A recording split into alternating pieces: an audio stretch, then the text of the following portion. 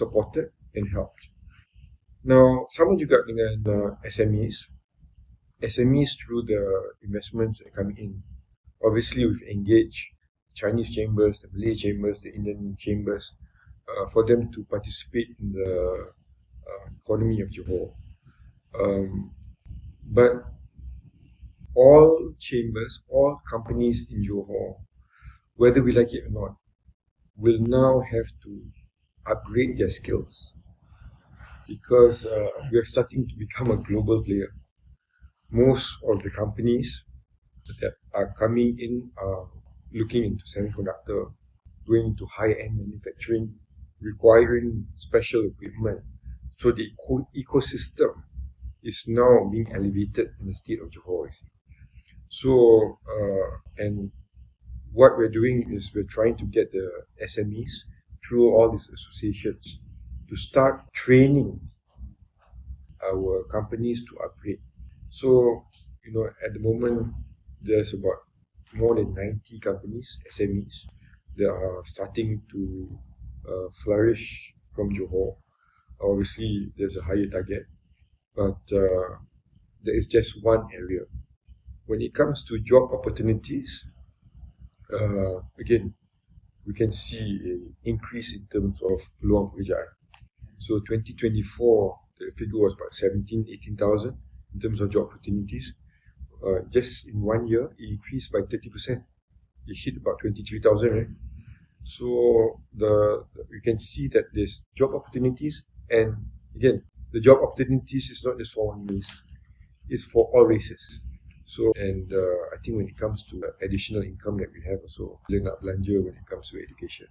Again, for the Indian community as a whole, because we've got additional income. This past 4 years alone, we've already contributed about 40 million ringgit to the Indian community. So again, when we help Malay, Chinese, Indian, and even orang asli. Even that Wong J, bantuan orang muda Johor. Again, that's a full scholarship. We send our students to overseas. We got 2 Indian ones and to King's College. So Laxman, and then also the Indian community, Indian boy from Siparenggam. So again, there's no. So my point is this: we help everyone. We do, and I hope. I hope the Indian community will see and judge us based on what we do, not what we say. What I say, I can say a lot of things, but we,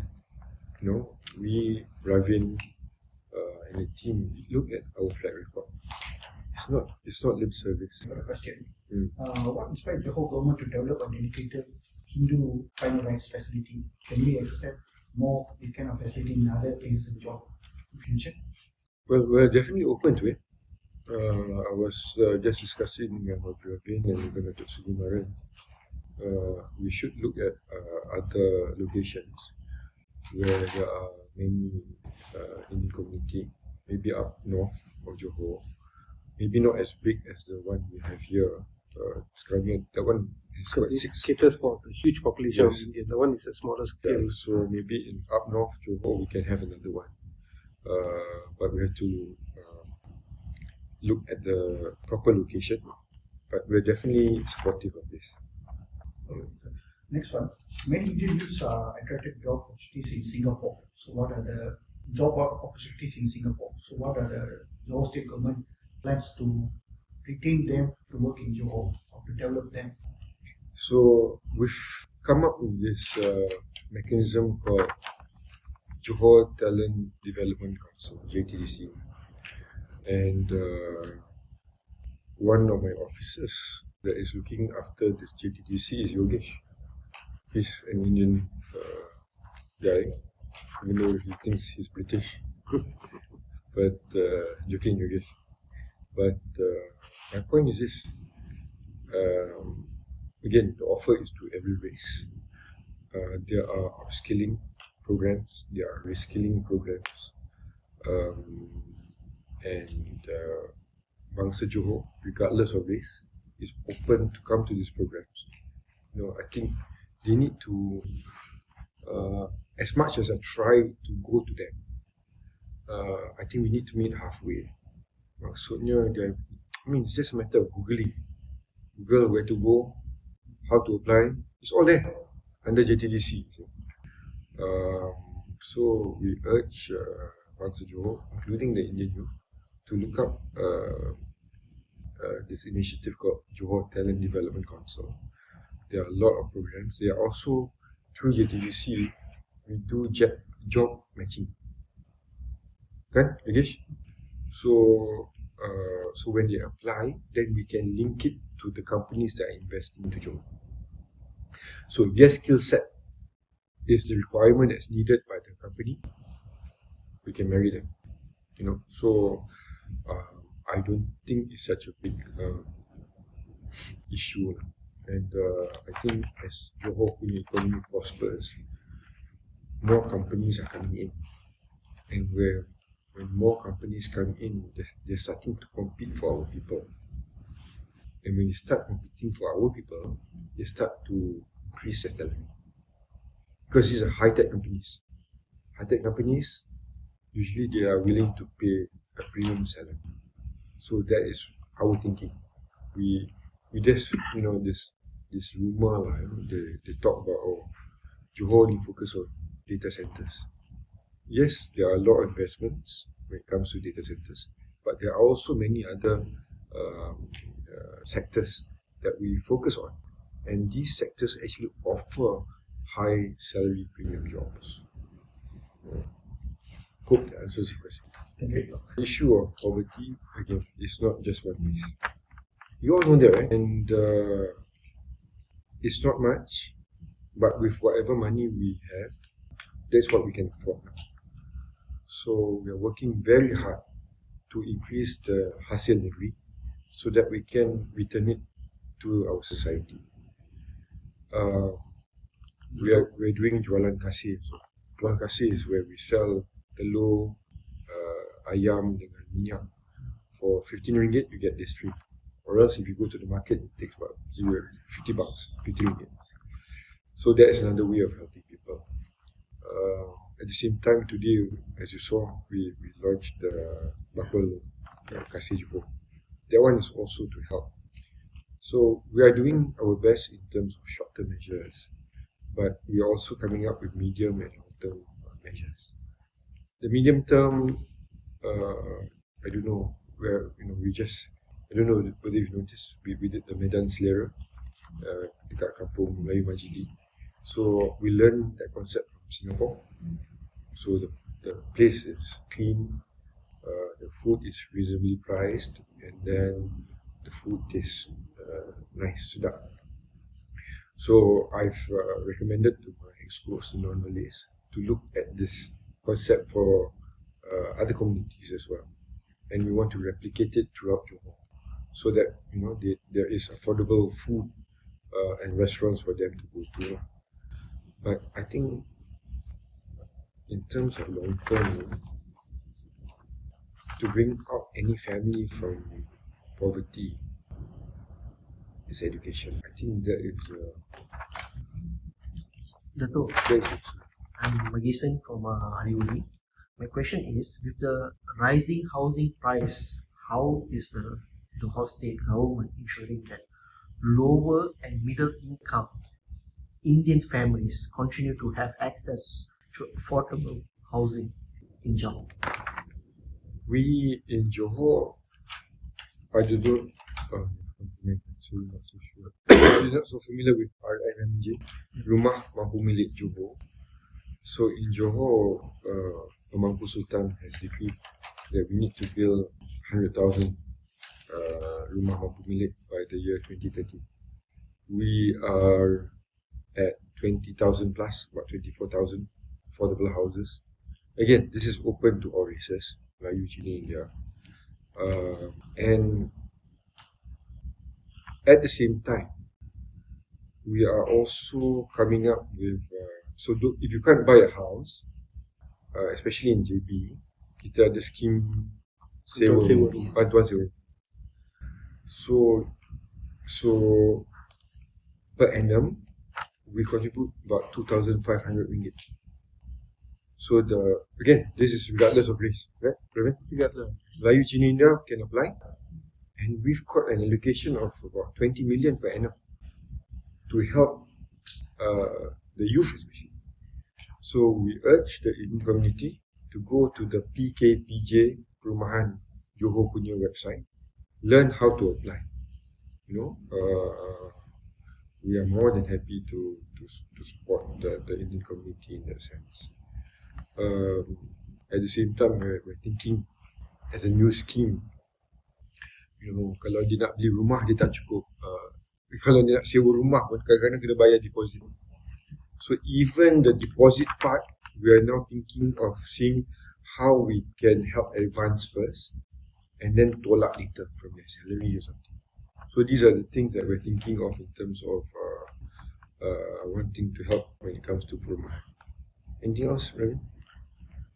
Because as you say, even from the 20,000 houses, there's a lot of Indian also has gotten houses from the Rumah Mampu Village.